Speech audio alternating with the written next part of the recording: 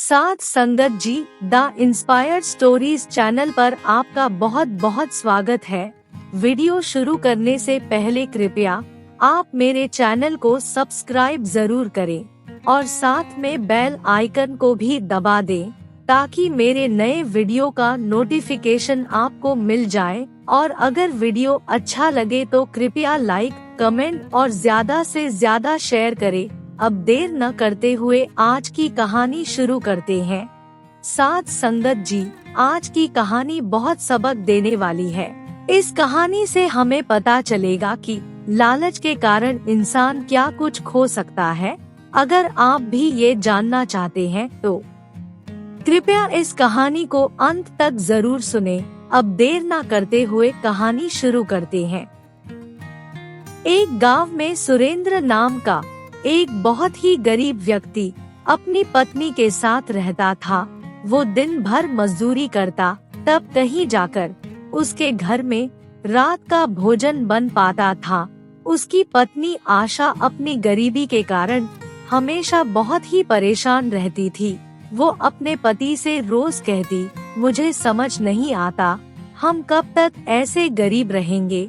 सुरेंद्र हमेशा एक ही बात कहता, आशा तुम चिंता मत करो, वाहेगुरु पर भरोसा रखो, एक दिन हमारा ये बुरा वक्त जरूर खत्म होगा। इस पर आशा उसको कहती, इसी उम्मीद पर तो मैंने आपके साथ 10 साल गुजार दिए, लेकिन धन आना तो बहुत दूर की बात है। मैं तो संतान के सुख से भी वंचित हूँ। अभी वो दोनों बातें कर ही रहे थे कि उनके घर का दरवाजा किसी ने खटखटाया। सुरेंद्र ने उठकर दरवाजा खोला तो बाहर एक महात्मा खड़े हुए मुस्कुरा रहे थे। महात्मा ने सुरेंद्र से कहा, क्या मुझे खाने के लिए एक रोटी मिल सकती है? सुरेंद्र ने महात्मा की बात सुनकर कहा, आज हमारे घर में सिर्फ एक ही रोटी बची है और हम दोनों पति पत्नी अभी तक भूखे हैं। महात्मा ने सुरेंद्र की बात सुनकर कहा, मैं दिन में सिर्फ एक ही घर में खाने के लिए आवाज लगाता हूँ। अब तुम सोच लो कि क्या तुम मुझे भूखे अपने घर से वापस भेजोगे? महात्मा की बात सुनकर सुरेंद्र सोच में पड़ गया और फिर धीरे धीरे चलता हुआ अपनी पत्नी के पास गया और उसको जाकर सारी बात बताई। उसकी पत्नी ने सुरेंद्र की बात सुनकर कहा, वैसे ही हमारे घर में एक ही रोटी बची हुई है, उसमें से आधी तुमने खानी थी और आधी मैंने खानी थी। उससे ना तुम्हारा पेट भरना है और ना ही मेरा, इसलिए तुम ये रोटी महात्मा को दे दो, वो हमें जाते जाते दुआएं तो देंगे। सुरेंद्र ने रोटी ली और बाहर जाकर महात्मा को दे दी। महात्मा ने सुरेंद्र से कहा, तुमने मुझे एक रोटी दी है, मालिक तुम्हें जल्दी ही इसका फल देंगे। ये कहकर महात्मा वहाँ से चले गए। अगले दिन जब सुरेंद्र सोकर उठा तो उसने देखा उसके घर मुखिया का बेटा आया हुआ है। मुखिया के बेटे ने कहा, मैं तुम्हारे ही उठने का इंतजार कर रहा था, अब जल्दी से चलो, पिताजी ने तुम्हें बुलाया है। उसकी बात सुनकर सुरेंद्र जल्दी से मुखिया के पास चला गया। मुखिया बड़ी बेसब्री से सुरेंद्र का इंतजार कर रहा था। उसने सुरेंद्र को देखकर कहा, अच्छा हुआ तुम आ गए, मैंने तुम्हें इसलिए बुलाया है, बहुत साल पहले तुम्हारे पिताजी ने मेरे पास एक बैग रखा था, मैं उसके बारे में बिल्कुल भूल गया था। आज जैसे ही मुझे याद आया तो मैंने सोचा कि तुम्हारी अमानत तुम्हारे हवाले कर दी जाए। ये कहकर मुखिया ने एक बड़ा बैग सुरेंद्र के हाथ में दे दिया। सुरेंद्र के दिमाग में कई सवाल चल रहे थे। वो उस बैग को लेकर सीधे अपने घर आ गया। घर पर उसकी पत्नी उसका इंतजार कर रही थी।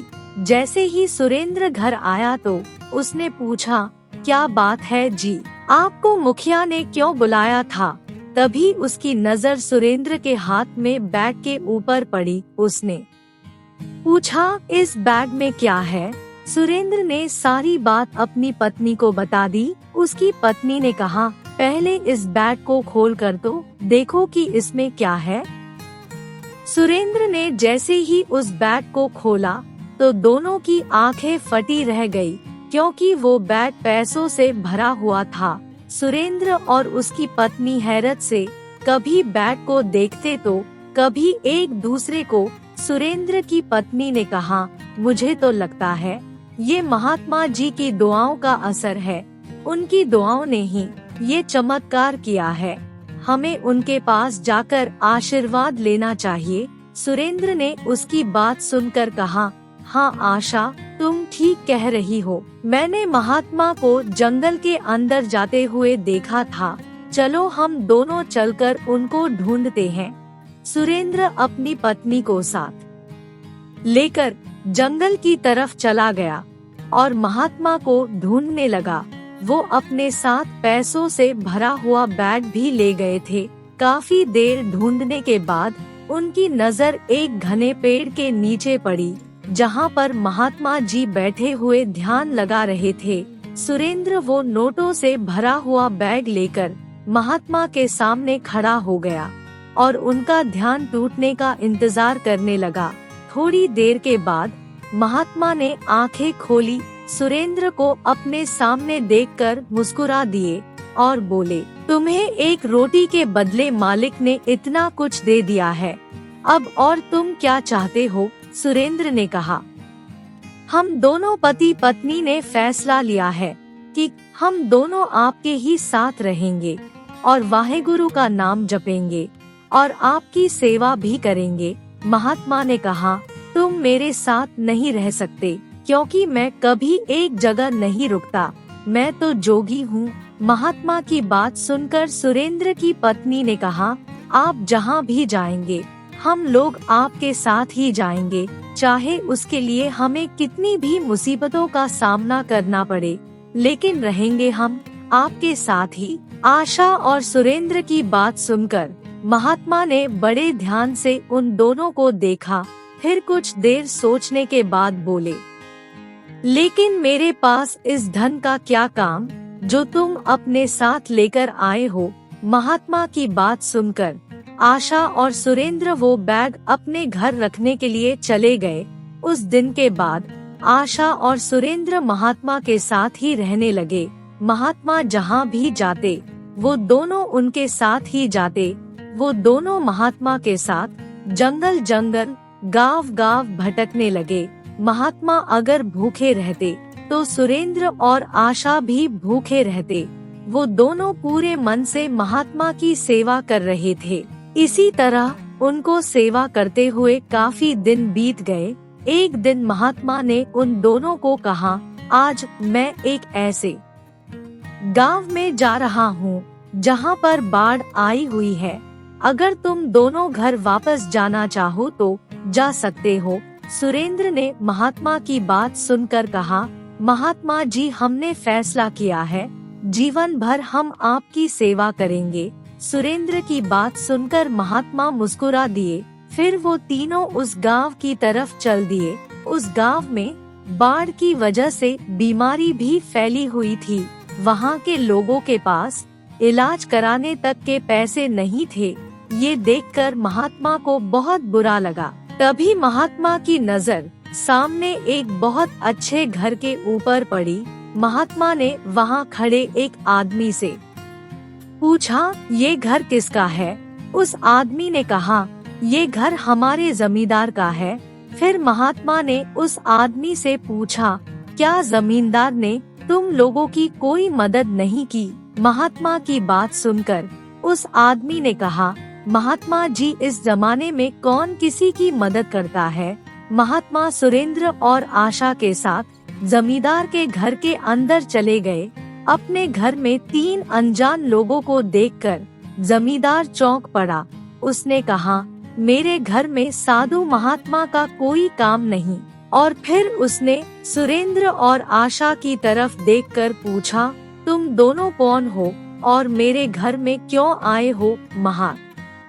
माँ ने जमींदार से कहा, तुम इस गांव के जमींदार हो, तुम्हारी जिम्मेवारी यहाँ के लोगों की मदद करने की है, क्योंकि यहाँ के लोगों के पास इलाज कराने तक के पैसे नहीं है।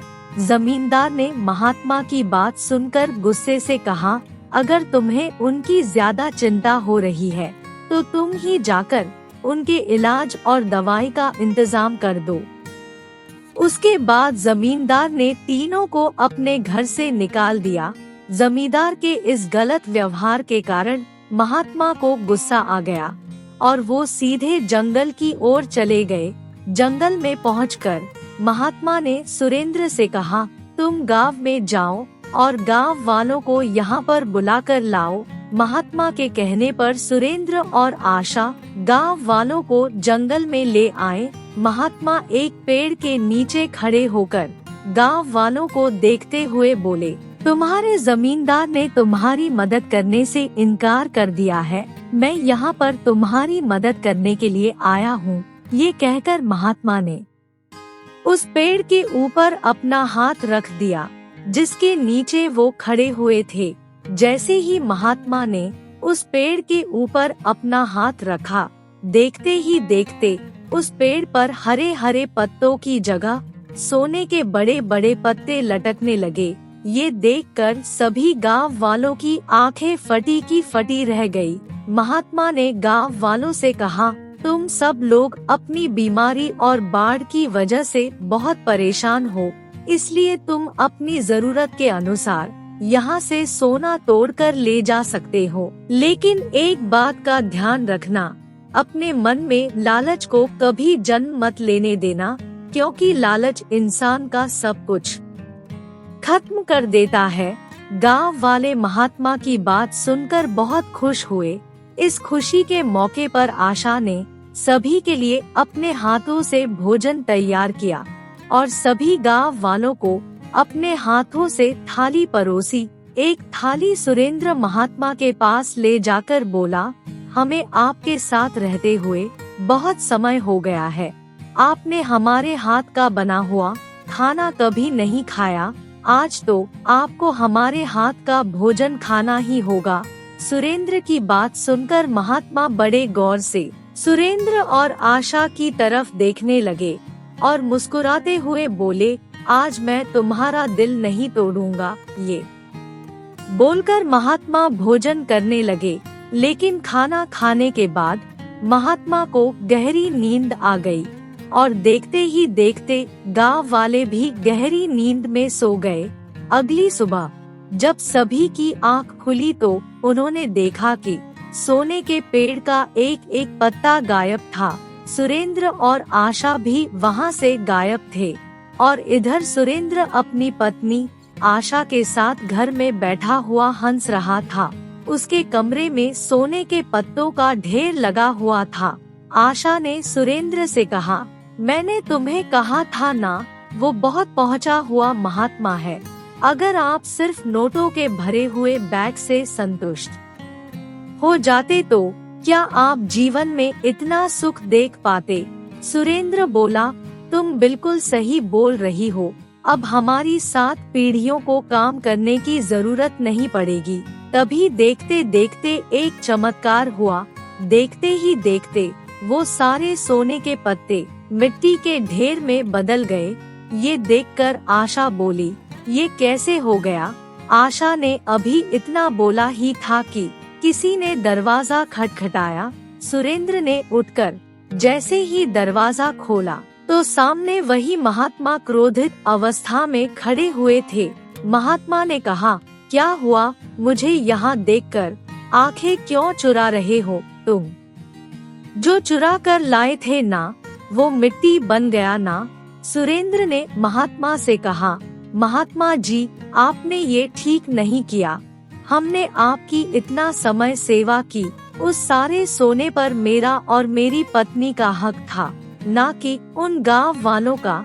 महात्मा ने कहा, तुमने शायद वो सुना नहीं था जो मैंने कहा था। अपने मन में लालच मत पैदा होने देना, नहीं तो सब कुछ खत्म हो जाएगा।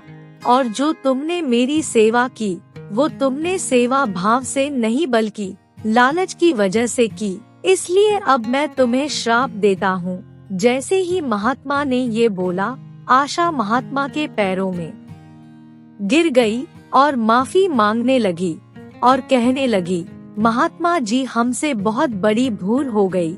महात्मा बहुत ही दयावान थे। आशा को रोता हुआ देखकर उन्हें दया आ गई। महात्मा ने कहा, जाओ, मैंने तुम्हें माफ किया, लेकिन अब तुम जीवन भर गरीब ही रहोगे और हमेशा संतान के सुख से भी वंचित रहोगे, क्योंकि जो गलती तुम लोगों ने की है उसकी सजा तो तुम्हें मिलेगी। ये कहकर महात्मा वहाँ से चले गए।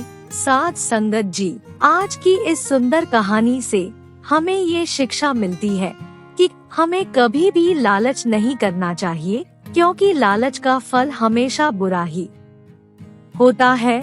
लालच इंसान को कहीं का नहीं छोड़ता।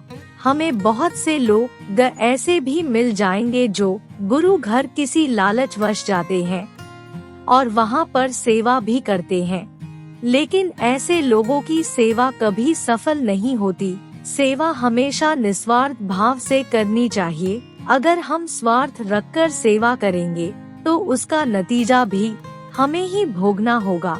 साथ संगत जी, अगर आपको ये कहानी अच्छी लगी हो तो कृपया लाइक, कमेंट और शेयर जरूर करें। आपके प्यार और स्नेह के लिए बहुत बहुत धन्यवाद।